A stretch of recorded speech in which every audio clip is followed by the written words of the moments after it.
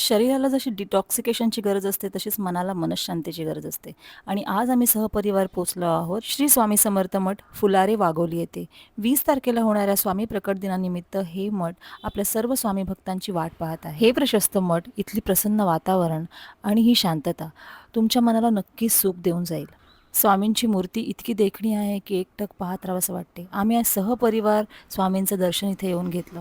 या भक्तिमय वातावरणात चित्त एकाग्र करायला खूप मदत होते. आपल्याला अजून काय हवं असतं? आपल्या रोजच्या धकाधकीच्या आयुष्यातून थोडासा वेळ स्वतःसाठी बाजूला काढून स्वामी नामस्मरण करायला काय हरकत आहे? मठाला लागूनच इच्छापूर्ती अंडरग्राउंड गणपती मंदिर आहे, जे 15 फूट खोल आहे. इथे लाकडी बांधकाम केलेलं असून दिसायला हे मंदिर खूपच सुंदर आहे.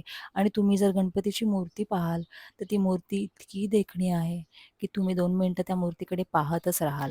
इथे येणाऱ्या सर्व भक्तांची अशी मान्यता आहे, की इथे आल्यावर मनातल्या सर्व काही इच्छा असतात ना, त्या पूर्ण होतात.